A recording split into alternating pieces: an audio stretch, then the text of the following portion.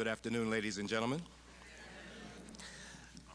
For those of you who don't know, my name is Howard Dodson. I'm director of the Schomburg Center. It's a pleasure to welcome you here this afternoon for what promises to be a very interesting and informative forum. As many of you know, we are in the midst of actually two exhibits right now. I decided at the beginning of the 21st century that we had not yet come to grips with the issue of slavery as a central fact in the African American and American experience, and we decided to do an exhibition to focus attention on that subject entitled "Lest We Forget the Triumph Over Slavery." We were able on Friday to open a second complementary exhibition, the title of which is "The Struggle for Black Freedom and the Emancipation Proclamation," and that exhibition features Abraham Lincoln's handwritten draft of the Emancipation Proclamation, the first time that it's ever been exhibited in an African American community, and one of only about a dozen times that it's ever been exhibited, period. In conjunction with the exhibition, the two exhibitions, we've put together a series of public forums, and this is the first related specifically to the Emancipation Proclamation. As fate would have it, young gentleman, an associate of mine from many years ago, published a book earlier this year speaking to some rather significant aspects of the questions that are being discussed and presented in the exhibition, The Struggle for Black Freedom and the Emancipation Proclamation. And we thought it appropriate to invite him to come and speak with us today about basically the content of that book and what it has to say to us about Mr. Lincoln, about our understanding of him as a historical figure and of the Civil War and the African American experience and its relationship to it. We decided in conjunction with his presentation to also invite three individuals to serve as respondents, panelists, and I'm going to introduce Mr. Bennett. He will come forward and make his initial presentation, about 20 minutes or so. I'll come back and introduce the respondents. At the conclusion of their presentations, we will take about 10-15 minutes to exchange ideas here at the table with and among them. And then it'll be your time. We will reserve about 20 minutes to a half an hour for you to raise whatever questions you might have. And we have a microphone over here to my left, your right. If you have any questions in the Q&A period, you need to go to that microphone. Today's event is actually being taped by C-SPAN, and we need to have you at the microphone so that we get the fullness of your voice and your questions. And I want to remind you that you're encouraged to come and raise questions. We're not inviting you to come and make another 15 or 20-minute speech. This afternoon is actually a very special time for me because I have the privilege of introducing someone who really was a major influence in me becoming involved in the field of African American history back about, believe it or not, 30 years ago.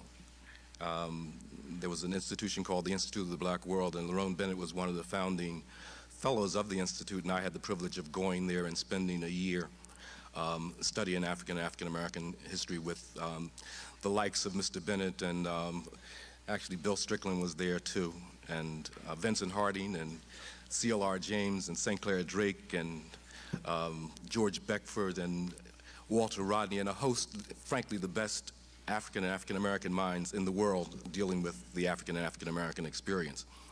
And I have the privilege today of being able to introduce to you and have him present from the Schomburg Center for the first time a presentation on his new book. His name is, of course, Lerone Bennett Jr.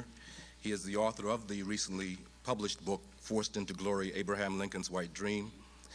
He is also the author of the classic study in African American history Before the Mayflower.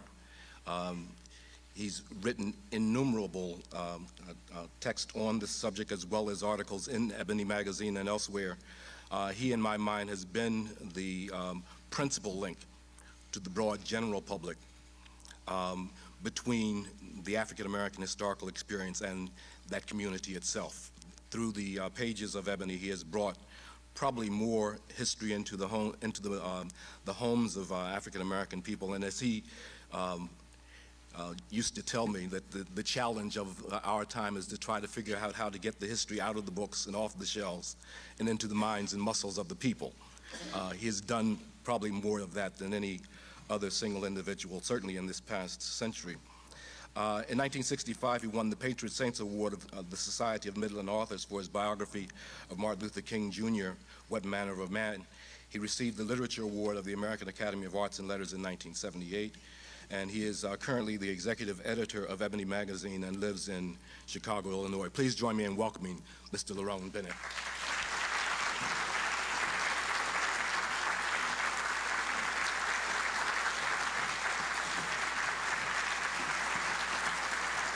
Thank you. Thank you very much. Thank you. I'm delighted to be here. Chief Dodson is one of my teachers. A long time ago when we had hair, he introduced me to the continuing struggle to win the fight, to tell the truth about the black people of this country, and I'm so glad to be here with him. I say some wild things from time to time.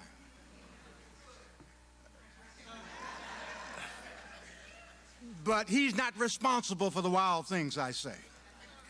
If I say anything that makes any sense, Howard and Bill Strickland are largely responsible, for they taught me what I need to do in this world. Let me say secondly, and I hope you'll not time me yet,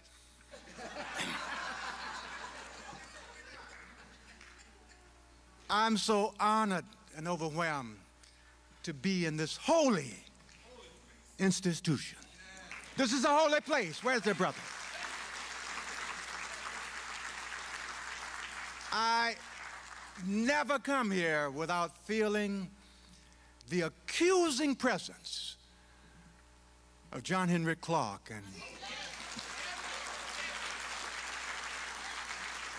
and Langston Hughes and Gene Hudson and Jay Rogers,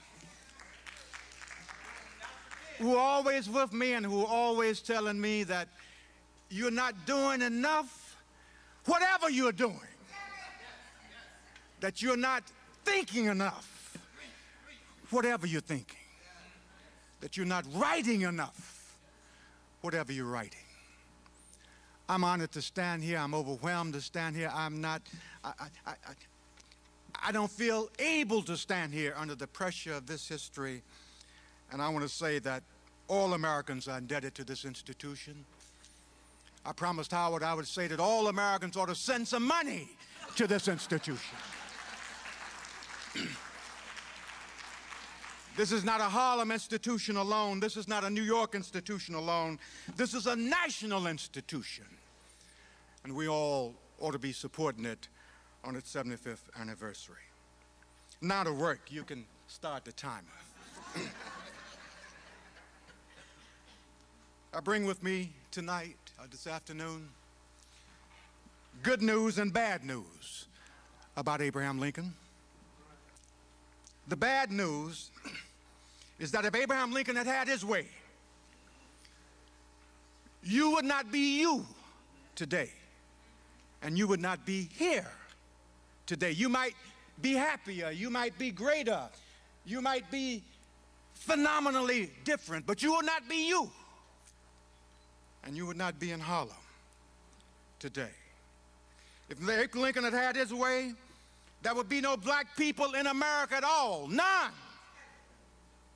Harlem would be a white way, and the south sides of this world would be pale sides.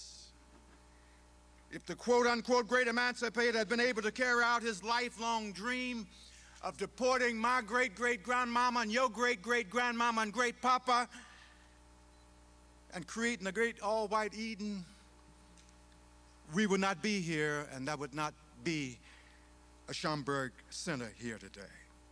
That's the bad news.